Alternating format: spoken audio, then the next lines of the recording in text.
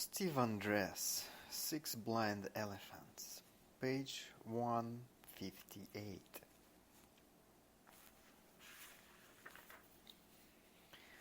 When a shift to a different scope is less complete, it can be made more gently. A simple example is to ask someone to think about what they would say to someone else who had the problem or difficulty that they are struggling with. If your child or a friend had this problem and you really would like to help them solve it, what could you do with them or suggest to them that would make a difference? When someone follows this suggestion, they step out of the problem completely and see it as an outside observer would. This places the problem outside the client, where it can be examined more dispassionately. The only thing that stays the same is the structure of the problem, leaving behind all the judging, urgency, emotional response, etc. Therapeutic metaphor is a similar way to shift to a completely different scope. A story is told about someone else, an animal, or even a choo-choo train that has the same structure as the client's situation or problem. Then the story is continued to reach some kind of resolution, which can be specific or general. The best metaphors are those in which the transition from the problem to a solution includes a dream, revere, or other altered state to achieve a deep access to resources that are not conscious. Again, the problem is placed outside the client, as if it were happening to someone else, making it easier to think of possible solutions. A very similar way to separate from a problem has been presented prominently by Michael White and David Epstein in what they call narrative therapy. In externalization, someone's symptom is described as being outside of them and personified. For instance, a child who shits his pants is told that his problem results from the activities of Sneaky Pooh, an invisible entity that sneaks upon him and makes him shit his pants.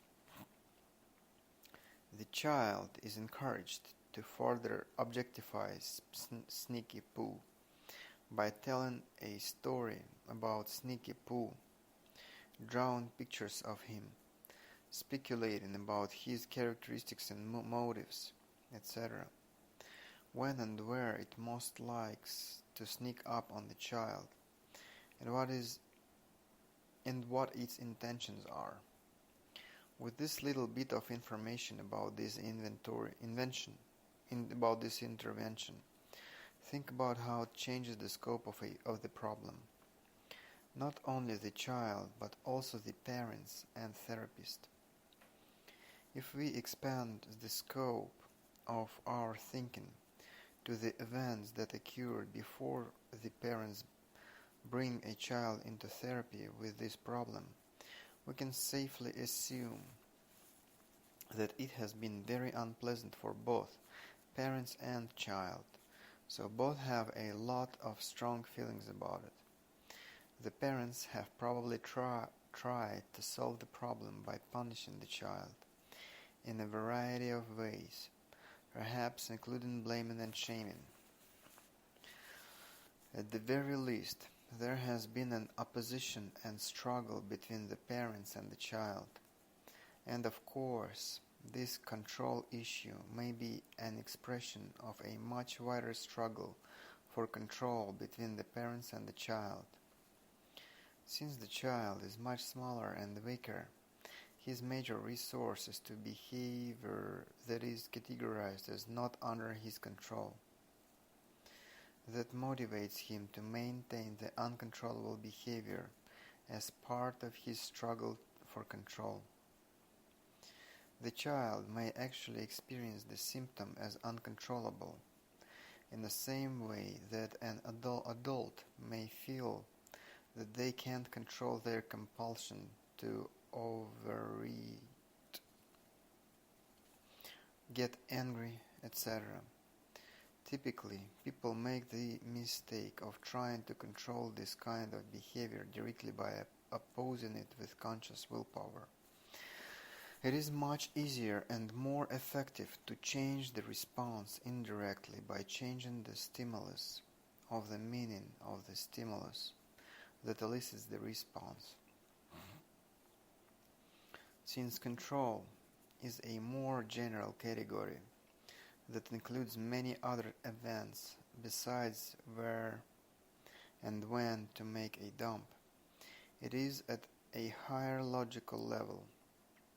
Once the problem migrates to his level of control, who will control whom? It is almost certain that both the parents and the child will forget that the child and the parents would both like him to have control over his dumps. Whenever people get into struggles about control, they usually forget that they only want control in order to satisfy some other need or desire, a narrow scope that is not useful. Because control presupposes an opposition, they are even less likely to think about how their desire could be the same as someone else's, which would be a useful expansion of the scope of their thinking. In externalization, the most obvious change in scope is that the problem is now located outside the child in space. This is a process of dissociation or separation from the problem, which typically results in less intense and more useful feeling responses. Dissociation is generally useful initial intervention in any situation in which emotions are strong. Presumably, both the child and the parents have enough contact with reality to realize that Sneaky Pooh is fictional, even when they talk about it as if it were real. This as if categorization, this is not real, adds to the dissociation, resulting in a much more playful and creative attitude toward dealing with the problem itself. Take a minute or two to imagine interacting with a child with this problem. Minute or two. I couldn't think of much, but well.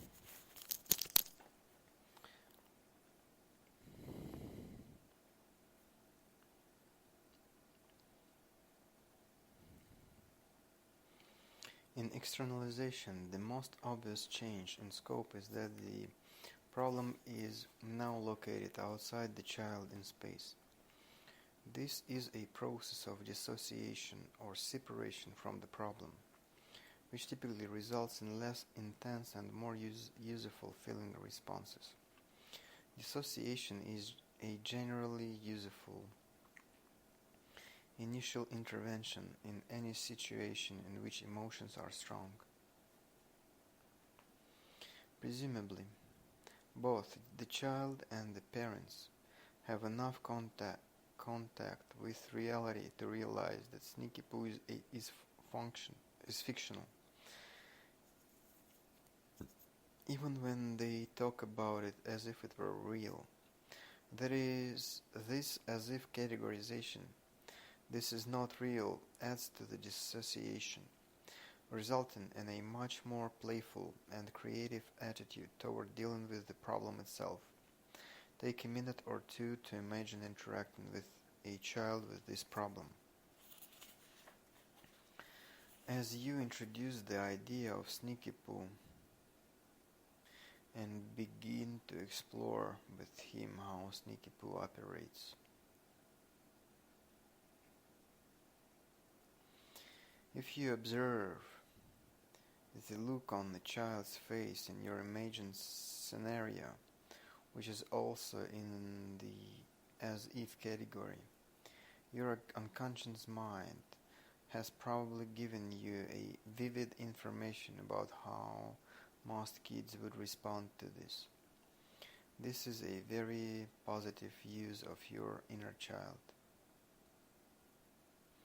Externalization also results in a change from the child being a problem to having a problem. Often the child is described as being the problem, as in problem child. A much larger scope that includes all the child's behaviors. Externalization separates one behavior from the rest of the child's behavior. An example of the useful distinction between self and behavior that is familiar to those in NLP. It is much easier to change a single behavior than it is to change someone's entire self. A reduction in scope that literally makes the problem smaller and easier to solve. Externalization also changes the scope of the problem in time by locating it in present, making any potentially endless therapeutic explorations into the whys of past traumas and causes irrelevant and obsolete. Focusing on the present limits scope in a useful way to what is happening now and what can be done about it. This is much more elegant and effective than lecturing the parents and perhaps the therapist too about the futility of what Virginia Satir often called archaeology or a visit to the museum. Even more important, externalization changes the relationship between the child and his parents. When the problem was seen as being in the child, the parents' attempts at changing the problem were directed at the child, creating opposition and struggle. The parents' categorization of the child's problem as something to be blamed, shamed or punished not only distracts from the original problem, it adds to it, since those attempts are not likely to result in the child having resourceful feelings, high self-esteem, or the ability to solve problems creatively. Since Sneaky Pooh is the one responsible, not the child, all the parents' self-defeating efforts to change the child obviously and immediately become totally inappropriate, without saying a word about it. If the parents do persist in blaming and shaming, etc., they have to direct it at Sneaky Pooh rather than the child. Think about how much more effective and elegant this is than it would be to ask or tell the parents not to blame, shame, or punish. If they were simply told this, even with lots of good arguments and examples, they would usually have to make a conscious effort, and they would probably find it very difficult. Even if they managed to avoid using blaming words, blame would probably be conveyed in their tone of voice and other nonverbal behavior.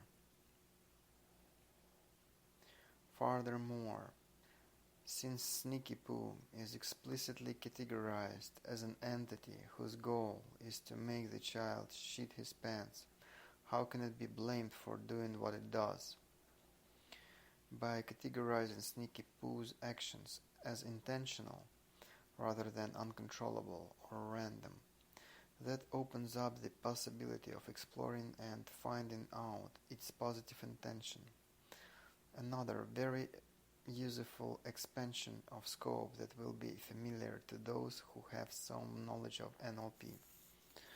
Why do you suppose Sneaky Pooh is doing this? I wonder what he really wants.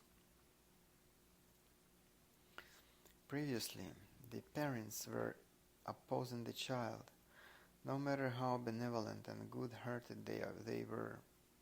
Now it is easy for the parents and the child and the therapist to all work together to oppose and outwit Sneaky Pooh. They can examine the problem in great detail in order to understand it. Where, when, and with whom does it happen? What are its consequences? What is different about the exceptions when it doesn't happen? What resources do the exceptions suggest, and how could those be used to alter the problem, etc.? This elegant intervention bypasses all the bad feelings, blaming, accusations of bad intent, etc. that typically occurs in the struggle of control and distract from examining the structure of the problem itself. It is very similar to Richard Bandler's interesting recategorization of a problem as a learned skill that can be taught to others. Let's say I had to fill in for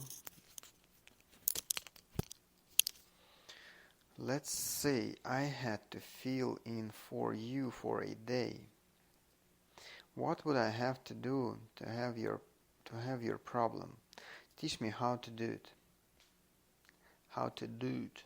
How to do it. Teach me how to do it. Teach me how to do it. Do it. How to do it. Teach me how to do it. Do you want it? Do. Externalization can be used with a wide range of other problems, and with adults as well as children, and potentially can be used with any problem whatsoever. Instead of Sneaky Pooh, you can use a gremlin, a ghost, or even an entity that already fits the client's model of the world, like the bottle or the needle for drug abuse. Many alcoholics already blame the bottle, and this is rightly called denial, if it goes no farther. But it is also a possible entry into discovering how it works and finding out how to alter the compulsion. Other possible entities, they are trickster, coyote, for someone active in Native American traditions.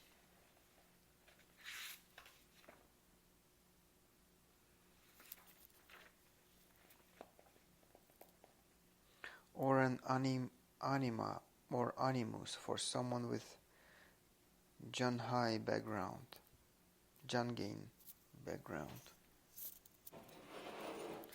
Self-other comparisons.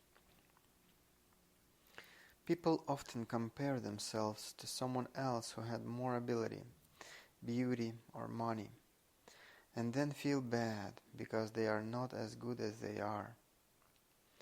Others do the reverse, comparing themselves to others who have less skill, money, etc. than they do. When someone's problem results from comparing two different scopes, it can be useful to replace one or both of these existing scopes with different ones. Both these comparisons are unbalanced, since everyone can find someone better or worse than they are, particularly if they change the criteria that they use. A useful temporary intervention is to have them do the opposite for a while. Then you can ask them to do both at once simultaneously. See themselves as better than some and worse than some, to regain even more balance. Since it is very difficult to do two comparisons at once, that engages their attention fully. Most people have to alternate between the two comparisons, and that offers a choice between them. A little practice with this can prevent someone from getting stuck in either of them for very long. Self-other comparisons put your self-concept at the mercy of who you compare yourself with, which often results in self-esteem that goes up and down like a roller coaster, depending on who you compare yourself to. Comparing yourself to someone who has accomplished something can be useful in motivating you toward goals. If you believe that you can accomplish what they have done, but can be very discouraging if you think you can't. Comparing your accomplishments to someone who is less capable than you are can make you feel better, but may not motivate you to accomplish more. I have written extensively elsewhere of the difficulties that chronic self-other comparisons can cause. One choice is to shift to an other comparisons.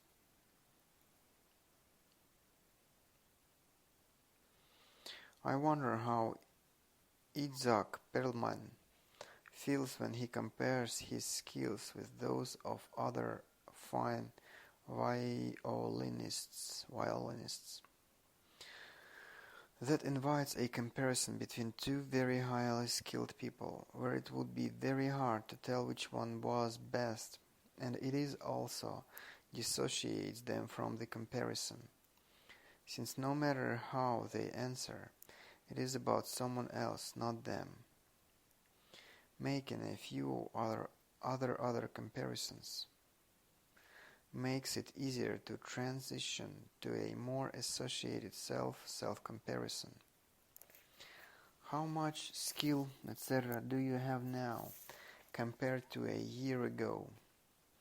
Then you can expand scope in the future by saying, think about how much more skilled, etc. you will be a year from now, and compare that with your present skill level, inviting them to anticipate and enjoy becoming more capable. Of course, none of these alternative comparisons is guaranteed to get a more useful response. Most people are very pleased when they become more capable. However, I had a client once who felt deep regret every time he learned a new skill or response. He would go back to a previous time where he couldn't have used the skill and regret that at that time he hadn't yet learned it.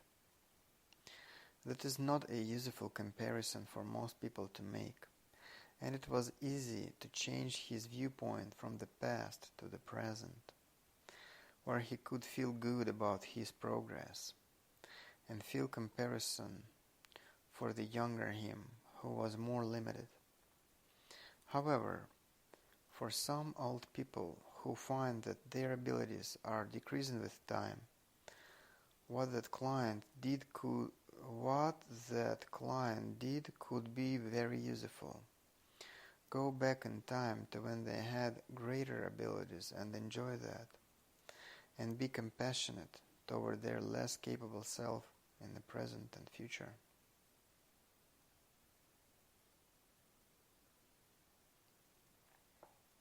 Since it's difficult to do more than one comparison at a time, asking a client to try a different one means that they have to abandon the old comparison at least temporarily while they try a new one, giving them at least a few moments of something different before returning to their troubling comparison. Even when a client rejects a different comparison, They had to think about a different scope before rejecting it, and this may lead them to think of other different scopes that might be acceptable and useful. Ultimately, the goal would be to avoid comparing yourself to others unless it really serves your outcomes. When you think of yourself without comparing yourself to others, your self-concept is very stable. One of the characteristics of a healthy self-concept. As Rabbi Zusia said, "When I go to heaven, God will not ask me why I was not more like Moses. God will ask me, why wasn't I more like Zusia?" Mind-body. Mind-body. When we think of the mind-body split, we presuppose that the mind and body are separate scopes that interact somehow. Take a minute or two to pause and notice your images of your mind and body right now.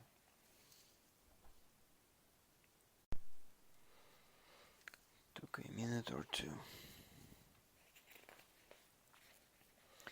Experiencing them as overlapping scopes can be a first step in integrating the two in your experience. Try the following experiment. Most of us usually think of our minds being located in the brain, right? And then there is the rest of the body that is separate from the mind. So the mind is smaller than the body. Now try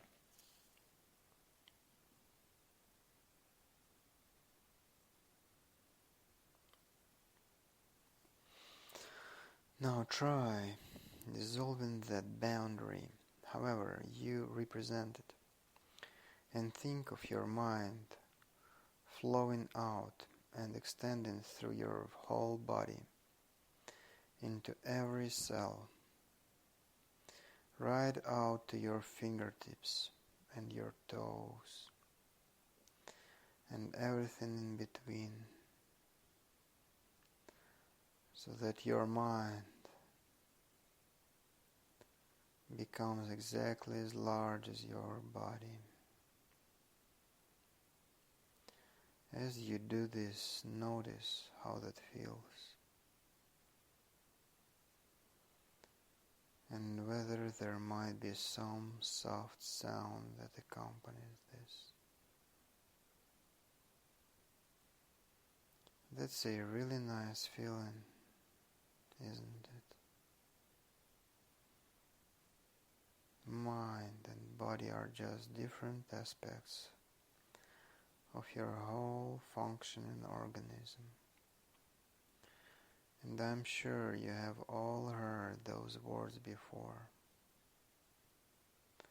But what makes it really impact your experience is to see, feel, and hear your mind extending throughout your whole body.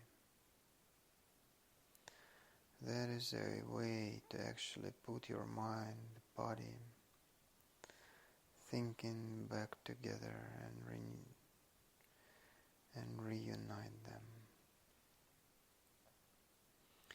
Most of us also think of the heart as occupying only a small part of the body. But you can also extend your heart out to your fingertips in the same way to experience your heart, mind, body. If you reach out and touch someone, you can feel yourself touching them with your heart and mind, as well as your body. Take a few minutes to experience what that is like, and include at least one example of a difficult or stressful situation in your experimenting.